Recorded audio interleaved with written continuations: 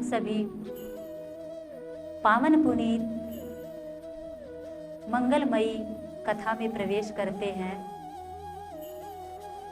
जो हमारी कथा का मुख्य माँ पुत्र पिता का संवाद। बंधुओं, माँ शब्द क्या होती हैं ये आप सभी जानते हैं, मुझे बताने की ज़रूरत नहीं है। माँ क्या होती हैं? कहते हैं कि माँ ऐसी शक्ति है, माँ ऐसा रूप है।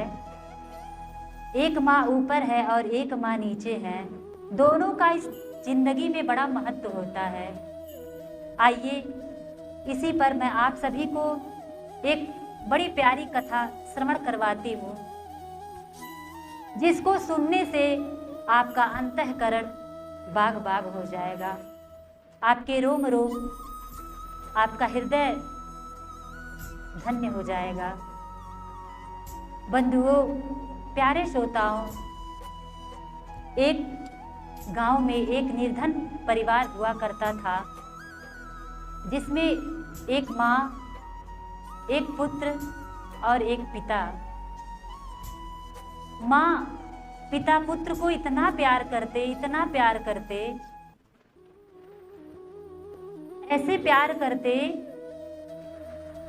कि वो सोचते हैं कि अगर मैं उससे दूर हो जाऊंगा, वो पुत्र के बिना जिस तरह लोग रह नहीं पाते हैं, उसी प्रकार वो अपने पुत्र से बड़ा प्रेम करते थे। और वो उनका इकलौता पुत्र था, उनकी इकलौती संतान थी। चाहे उनके बंधुओं, माँ बाप तो ऐसे होते हैं, चाहे उनके पास एक औलाद हो या 1000 हो, पर वो प्यार सब पे बराबर लुटाते हैं। इसी तरह वो अपने पुत्र से बहुत प्रेम करते थे। वो इतने गरीब थे, इतने निर्धन थे कि उनका जीवन यापन कैसे होता था, ये तो उस परमात्मा की कृपा थी। कहते हैं कि जिनका कोई नहीं होता है, उनका ऊपर वाला होता है। वो इतने गरीब थे कि एक वक्त भोजन करते और एक वक्त भूखे सो जाते। किसी प्रकार उनका जीवन ऐसे चलता था। तब माँ ने पिता से कहा कि मुझे अपने बेटे को बहुत बड़ा डॉक्टर बनाना है, उसे बहुत बड़ी शिक्षा देनी है मुझे। पिता ने कहा, अरे भाग्यवान, हमारे पास तो उतना धन नहीं है जिसको बेच करके हम अपने पुत्र की अच्छी पढ़ाई करवा सके, उसे काबिल बना सके, उसे डॉक्टर बना सके। परंतु माँ के अथक प्रयास करने से, जिद करने से पिता को मजबूरन ये फैसला लेना पड़ा। माँ तो ये सोचती कि अगर मैं अपने बेटे को किसी काबिल बना देती हूँ तो मेरा बेटा मेरे बुढ़ापे का सहारा बन जाएगा।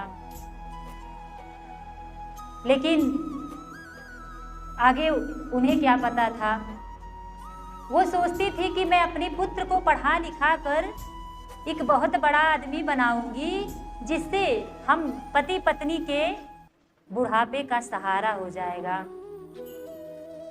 तब वो किसी तरह उनके पास जो भी धन था उसको बेच बाच के अपने पुत्र को डॉक्टरी की पढ़ाई करने के लिए मुंबई में भेज देते हैं। बेटा पढ़ाई करने चला जाता है, इधर माँ बाप एकदम अकेले हो जाते हैं और किसी तरह गरीबी में वो लोग अपना जीवन यापन करते थे। और इस प्रकार उनकी निरंतर क्रिया चलती रहती थी। एक बार माँ ने कहा, मुझे अपने बेटे की बड़ी याद आ रही है। और वो बेटा मैं आप सभी को एक ऐसी कथा में प्रवेश करवाना चाहती हूँ, ऐसी कथा श्रवण करवाना चाहती हूँ, एक माँ और पुत्र का। उसके बाद पुनः हम इस कथा में आएंगे। 2 लाइन की मेरी ऐसी कथा है जिसको आप लोग सुनेंगे तो आपका हृदय लहलादित हो जाएगा। एक परिवार में एक बूढ़ी माँ थी और उसका बेटा रहा करता था। वो माँ अपने बेटे से बहुत प्रेम करती थी। वो भी बहुत निर्धन थे, बहुत गरीब थे। एक बार की बात है, बेटा को एक लड़की से प्रेम हो गया। एक लड़की से उसे प्रेम हो गया। तब वो लड़की ने कहा कि क्या तुम मेरे लिए जो मैं कहूँ वो तुम मेरे लिए कर सकते हो? तो लड़के ने कहा क्यों नहीं कर सकता हूँ, तुम आज्ञा तो करो, तुम्हारे लिए तो अपनी जान भी दे दूंगा। तो लड़की कहती है तुम्हें कुछ करने की जरूरत नहीं है, बस तुम अपनी माँ का कलेजा निकाल करके मुझे दे दो। तो लड़का कहता बस इतनी छोटी सी बात। देखिए माँ का महत्व कुछ लोग इस दुनिया में समझते नहीं हैं कि माँ होती क्या है। उसने कहा बस ये छोटी बात, अरे तुम मुझसे जान मांगती तो मैं जान भी दे देता, ये तो माँ का कलेजा है। उधर माँ बेटे के इंतजार में बैठी कि मेरा बेटा कब आएगा। और उनके पास इतनी गरीबी थी, इतनी निर्धनता थी कि खाने को 2 वक्त रोटी नहीं था, परंतु बेटे से इतना प्रेम था, वो बगल के पड़ोसन से आटा मांग के लाती और 4 रोटी बनाती और उसको रख करके अपने पुत्र का इंतजार करती कि मेरा बेटा आएगा तो मैं उसे अपने हाथों से खिलाऊंगी। उधर बेटे के दिमाग में कुछ और चलता है। वो तो सोचता है कि मुझे अपनी माँ का कलेजा निकालना है और अपनी प्रेमिका को देना है। माँ दरवाजे पे बैठ करके पुत्र का इंतजार करती। तब तक पुत्र आता, माँ उसको अपने सीने से लगाती और अपने पास बैठाती। और देखिए कितनी माँ की ममता क्या होती है। उसको अपने सीने से लगा करके उसको अपने छाती से लगाती और कहती बेटा तू कितना दुबला हो गया है, तू खाता वाता नहीं है क्या? बताइए वो बेटा जो माँ को मारने के लिए बैठा हुआ है, उस बेटे का माँ इंतजार कर रही है, उसके लंबी उम्र की दुआ मांग रही है। तब बेटे को वो अपने गोद में सुलाती, बैठाती और अपने हाथों से खाना खिलाती। अपने हाथों से खाना खिलाती और घर में बेना, जैसे गांव में लोग कहते हैं बेना, पंखा ना होने की वजह से वो अपने आंचल से, अपने पल्लू से उसको हवा हवा हाँक हाँक करके भोजन खिलाती। माँ की ममता। उसके बाद बेटे को खाना खिला करके अपने स्वयं भूखे सो जाती। वो खाती भी तो क्या जब उसके पास खाने को कुछ था नहीं। मात्र 4 रोटी थी जो अपने पुत्र के लिए उन्होंने बनाया। माँ जाकर के सो गई। फिर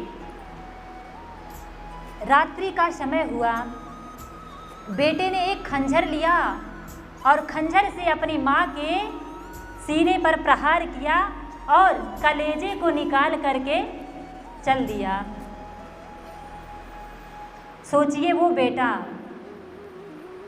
कि माँ क्या होती है, माँ का दर्द उसे नहीं समझ में आया कि जिसने मुझे 9 महीने अपने कोख में, अपने तन में मुझे पाला, मुझे बढ़ाया, मुझे बड़ा किया, मुझे पाला पोसा, उस माँ को उसने मारने में तनिक भी झिझक नहीं की और वो मार करके कलेजा ले करके निकल दिया। तब तक जैसे ही बाहर जाता उसे ठोकर लगती और वो गिर जाता। तब तक वो कलेजा हाथ से थोड़ी दूरी पर जा गिरता। तब भी माँ की ममता कितनी प्यारी होती है कि उस कलेजे से तब भी आवाज़ आती है कि ऐ बेटा, तुझे कहीं चोट तो नहीं ना आई। कि मतलब माँ क्या होती है कि माँ के उस कलेजे से आवाज़ आती है कि ऐ बेटा, तुझको चोट तो नहीं ना कहीं आई और तुझे जहाँ जाना है मुझे ले करके चल। तब भी बेटे को जरा भी तरस नहीं आया। उसने कलेजे को हाथ में लिया और अपनी प्रेमिका के पास पहुंच गया।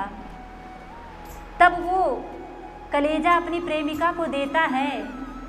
तब उसने कहा, अरे मूर्ख, तू कैसा बेटा है, जब तुम अपनी माँ का नहीं हो सका तो मेरा क्या होगा। जब तुम अपनी माँ का नहीं हो सका तो भला मेरा क्या होगा। तू तो इंसान कहलाने के लायक भी नहीं है। बंधुओं, प्यारे श्रोताओं, इसी प्रकार माँ का दर्द जो समझ लेगा, कहते हैं कि जिस घर में माँ बाप बुजुर्गों की सेवा होती है, मान सम्मान होता है, प्रभु वहीं प्रभु विराजमान होते हैं। जहाँ पे बुजुर्गों की सेवा होती है, जहाँ पे माँ बाप का सेवा होता है, हमारे परमात्मा वहीं पे आते हैं। इसी प्रकार से हम अपनी पुनः माँ पुत्र पिता की संवाद में चलते हैं। तब बेटे को पढ़ाने के लिए माँ ने मुंबई भेजा और बेटा पढ़ लिख करके बहुत बड़ा डॉक्टर बना और उसका खुद का क्लिनिक भी हो गया। माँ को बेटे की बड़ी याद आती थी, वो निरंतर रोती रहती थी और वो बेटे के इंतज़ार में बैठी रोती रहती और अपने पति से कहती कि ना जाने मेरा बेटा कहाँ है और मेरा बेटा कैसा है, अभी तक उसने मुझे एक पत्र नहीं भेजा। तब तक बाहर से डाकिया की आवाज़ आती है। पिता बाहर जाता। भगवान की बड़ी कृपा कि जब वो पुत्र को याद करती तभी उसका पत्र भी आ जाता। वो बड़ी खुश होती है एक पत्र को देख करके। उस पत्र को पिता पढ़ता है, माँ को प्रणाम, माँ मैं डॉक्टरी की पढ़ाई पास कर चुका हूँ, मैं डॉक्टर बन गया हूँ और मैंने एक लड़की से शादी कर ली।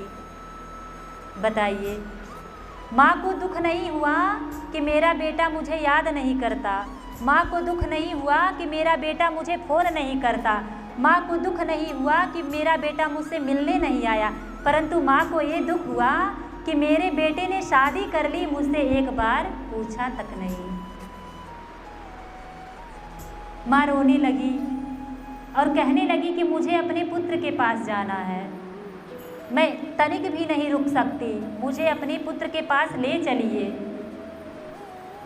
जिद करने लगी और रोने लगी। रोते रोते वो बीमार पड़ गई। बेचारा पिता, वो तो उसके पास तो कुछ नहीं था, किसी तरह से पत्नी का इलाज करवाया और वो ठीक होकर जैसे ही घर आती पुनः रोने लगती और अपने बेटे को याद करने लगती और कहती, मुझे एक बार अपने पुत्र से मिलना है, कहीं ऐसा ना हो कि मेरा प्राण निकल जाए, पुत्र के वियोग में मेरा प्राण निकल जाए, इस नाते मुझे एक बार अपने पुत्र से मिलवा दीजिए। तब पिता जो भी उसके पास था, झोपड़ी ओपड़ी जो भी टूटा फूटा था, उसको बेच करके वो चला जाता है। जब वो मुंबई पहुंचता है अपने बेटे के दरवाजे पर, तब उनका नौकर आता है, पूछता है कि आप सब कौन हैं। तब माँ कहती है कि मैं तुम्हारे मालिक की माँ हूँ।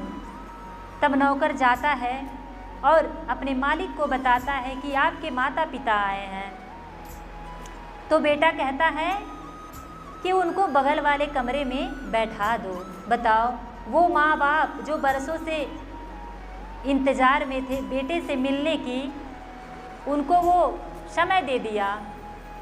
तब रात्रि होती है, वो अपने बेटे के पास जाती और माँ उसे सीने से लगा करके खूब रोने लगती, खूब रोती, इतना रोती और कहती, अरे बेटा, तूने तो शादी कर लिया, मुझे एक बार बताया तक नहीं। और माँ ऐसे रोते रोते फिर बीमार पड़ गई बहुत ज़्यादा। तब बेटे ने उसका इलाज अपने ही हॉस्पिटल में करवाया। उसका इलाज हुआ। माँ कुछ पश्चात घर पे आई। तब पुत्र ने एक इतना बड़ा बिल बनाया और उस बिल को ले जा कर के अपनी माँ को दिया। माँ ने पूछा, अरे बेटा, ये कैसा बिल है? तो बेटे ने कहा, माँ, ये तेरे दवाओं का बिल है। जितने भी तुम्हारे इलाज में पैसे खर्च हुए हैं, इसमें मैंने सब लिख दिया है।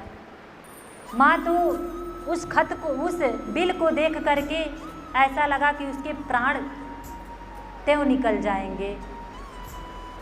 वो सोचती कि बताओ, जिस पुत्र को काबिल बनाने के लिए, जिस पुत्र को यहाँ तक पहुँचाने के लिए हम लोगों ने इतनी गरीबी झेली, कुछ पास में नहीं रहा, परंतु अपने बेटे को अच्छी शिक्षा प्राप्त करने के लिए हमने सब कुछ अपना गंवा दिया और सोचा कि बेटा किसी काबिल हो जाएगा तो हमारे बुढ़ापे का सहारा बन जाएगा। लेकिन मैंने जो सोचा वो हुआ नहीं। माँ लगी रोने, इतना रोने लगी कि उसे अटैक आ गया और उसकी मृत्यु हो गई। माँ की मृत्यु हो गई। बंधुओं, प्यारे श्रोताओं, मेरे इस कथा का ये सिद्धांत है कि आप सभी लोग अपने माता पिता का खूब ख्याल रखिए, क्योंकि माँ है तो सब कुछ है, पिता है तो जन्नत है, नहीं तो कुछ नहीं है। आइए 2 लाइन। तेरे जीवन में खुशियाँ तमाम आएंगी, तेरे जीवन में खुशियाँ तमाम आएंगी, ले जा माँ की दुआ तेरे काम आएंगी। तेरे जीवन में खुशियाँ तमाम आएंगी, तेरे जीवन में खुशियाँ तमाम आएंगी, ले जा माँ की दुआ तेरे काम आएंगी, ले जा माँ की दुआ तेरे काम आएंगी। माँ ओ माँ, माँ ओ माँ, माँ ओ माँ, माँ ओ माँ। बेटा माता ही जन्मदाता, माता ही जग कहाए, होता है जब अंधेरा माँ रोशनी दिखाए, होता है जब अंधेरा माँ रोशनी दिखाए। तो माँ को मना ले मैया मान जाएगी, तो माँ को मना ले मैया मान जाएगी, ले जा माँ की दुआ तेरे काम आएंगी, ले जा माँ की दुआ तेरे काम आएंगी, ले जा माँ की दुआ तेरे काम आएंगी। माँ ओ माँ, माँ ओ माँ, आ आ आ आ आ आ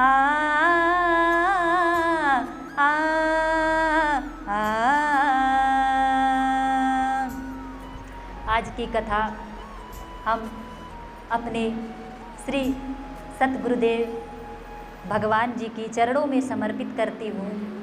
जय जय श्री राधे, जय जय श्री श्याम। और YouTube के माध्यम से जितने भी श्रोतागण, हमारे प्यारे भाई बहन, हमारे माता पिता, जितने भी इस कथा को श्रवण कर रहे हैं, उनको कोटि कोटि चरण वंदन। राधे राधे, जय श्री कृष्णा।